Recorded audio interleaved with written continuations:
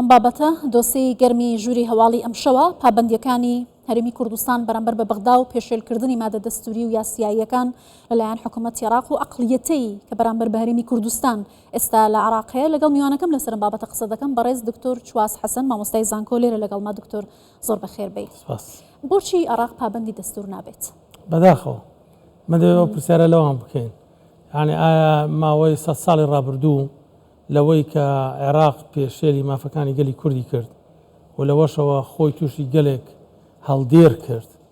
بەو شەڕ و شۆڕ و گیر و گرفتانەی کە هەم لە ناوخۆی عێراق و هەم لەگەڵ وڵاتانی دراوسێ تووشی بوون، پرسیارەکە ئەوەیە کە ئێمە لە ساڵی 2005ەوە لاپەڕەیەکی تازەمان هەڵدا، ئێمە ڕۆحی لێبوردنێکی گەورەمان بەرامبەر هەموو تاوانەکان بوو کە دەوڵەتی عێراقی بەرامبەر بە گەلی کوردی کردبوو و لەسەر دەستورێک ڕێکەوتبووین کە پتر لە 180 گەلانی عێراق دەنگیان پێدا بوو. یعنی ئەمە دەوێت ئەو پرسیارە بکەین بە تەمای چین و بۆچی ئەو دەستورە جێبەجێ ناکەن کە لەلایەن زۆربەی هەر زۆری گەلانی عێراقەوە پەسەند کراوە و دوای گفتوگۆیەکی چڕ و پڕ و وەکو بڵێ ئەنجامدانی هەڵبژاردنێکی تایبەت بۆ ئەو بابەتە ئەم دەستورە داڕێژراوە. باشە دکتۆرەکە ئەوەیە، یعنی بۆچی جێبەجێ ناکرێت؟ دکتۆرم ئەقلیەتە یەک لە دوایەکانی کە حکمی عێراق دەکەن بۆچی بەم شێوازە مامەڵە دەکەن؟ ئایا ئەقلیەتێک لە بەغدا هەیە کە ئەوێت ماف و شایستەکانی خەڵکی کوردستان تەنها لە پرسی بوجە و موچە بچووک بکاتەوە؟ بێگومان ئەگەر ئەمە بچینە سەر ئەو لایەنە، عەقلیەتێک هەیە ئەوێت کە گەلی کوردستان وەکو نەتەوەیەک وەکو گەلێک وەکو خاوەنی خصوصیت و ماف وجودی نەبێت لە، یعنی ئەمە لە ماوەی 100 ساڵی ڕابردوودا بەداخەوە ئەوەی کە بینیمان لە ترۆپکی دەسەڵاتەکانی ڕژێمی بەعزدا بە ئاگر و ئاسن، یعنی خەڵکی کوردی بە ژن و منداڵ و پیا و هەموو شتێکەوە لە ناو دەبرد، زیندە بە چاڵی دەکرد. ئێستاش ئەمە گۆڕە بە کۆمەڵەکان کۆدەکەینەوە و دوای ئەوە کە ئێمە با بڵێن وەکو گەلێک کۆڵمان نەدا و بەردەوام بووی لە خەباتی خۆمان و گەیشتین بە هەندێک لە پێگە و لە کارتی فشار و لە توانا و لە هێز و سەرکردایەتیەکی وەکو بڵێ بەهێز و بە توانا و زیرەک و دووربینت هەبوو بۆی کە بتوانانی مافەکانی گەلی کوردستان لە دەرفەتی دەستوری عێراقیدا بچەسبێنی. چەند هەنگاوێک نرا بوو ئەوەی کە ئەم مافانە جارێکی دیکە پێشێل بکرێ. یەکێک لەوانە خۆدزیینەوە لە جێبەجێکردنی مادە دەستوریەکانی کە پێویستیان بە یاسا بوو. یعنی یەکێک لەوانە مەسەڵەن بۆچی ئەنجومەنی ئیتیحادی لە عێراقدا دانەبەزێنرا، یاسای بۆ دەرنەکرا. یەکێکی دیکە لەوانە با بڵێن بەلا ڕادەبردننی ئەو یاسایانە بوو کە پێویست بوو بە عێراق بە فیدرالی بکات وەکو یاسای دروستکردنی هەرێمەکان لە عێراقدا کە جێبەجێیان نەکرد. یەکێکی دیکە لەوانەکە تەماشایان کرد مەسەڵەن گەلی کوردستان دیسانەوە با بڵێن خۆراگر بوو، ئەوە بوو کە لە ساڵی 2014ەوە لە ڕێگەی فشاری ئابووری و مالیەوە ویستیان هەرێمی کوردستان چۆک پێدا بدەن. ئەو ماوەی 10 ساڵە، یعنی ئەو چیرۆکە من پرسیاری ئەوە دەکەم، ئەگەر بە مەبەز نەبێ، ئەگەر بە ئەنە قەز نەبێ، ئەگەر بۆ بچووکردنەوەی ڕوئیا و وەکو بڵێ داواکاریەکانی گەلی کورد نەبێ بۆ مافەڕاوەکانی لە ماوەی 10 ساڵدا بۆ ئەم کێشەی دارایی چارەسەر نەبوو. هەرێمی کوردستان لە نێو حکوومەتی فدراڵی عێراقدا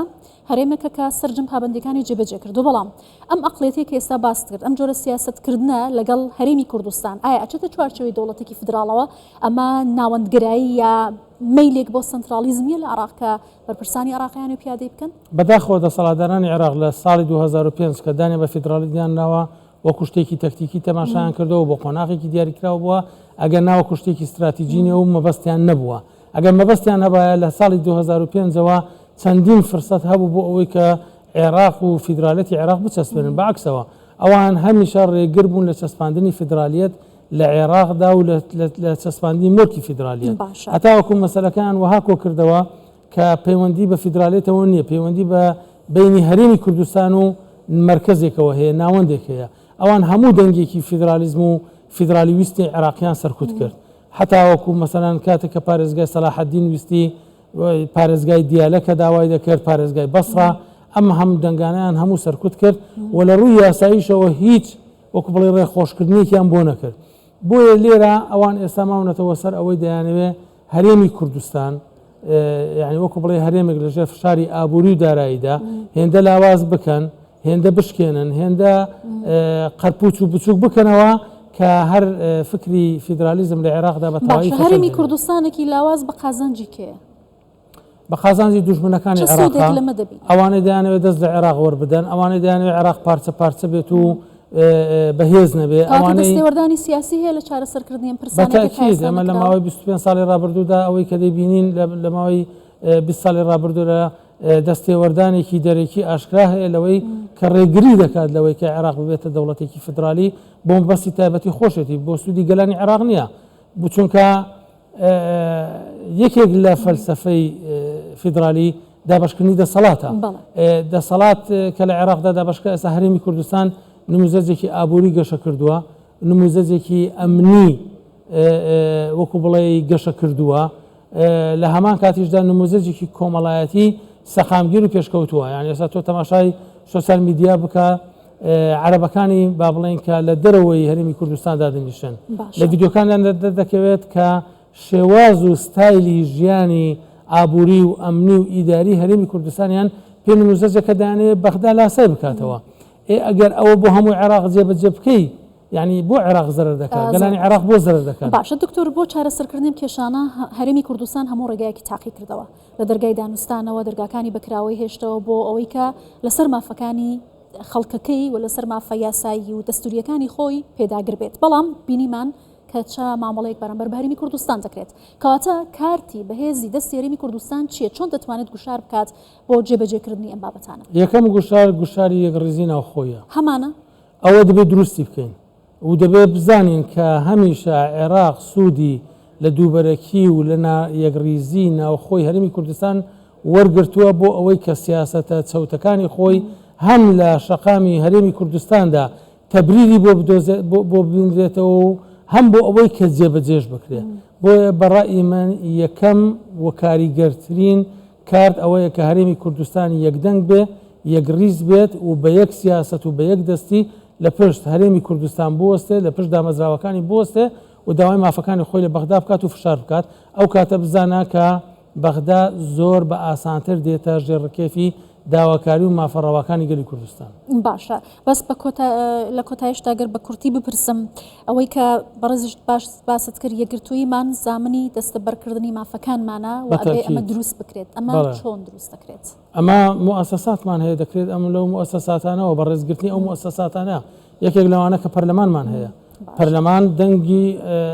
خەڵکی هەرێمی کوردستانی تێدایە و حکوومەتێکی یەکگرتووی پێ دروست بکەین شەرعیەتێکی پەرلەمانی هەبێ و هێزێکی پێشمەرگەی یەکگرتووشمان هەبێ وەکو جەنابی سەرۆک بارزانی تاکید لەسەر کردەوە ئێمە ئەو سێ وەکو بڵێ ستونی یەکگرتوویە یەک حکوومەت و یەک هەرێم و یەک هێزی سەربازی و ڕێزگرتنی شەرعیەتی پەرلەمان و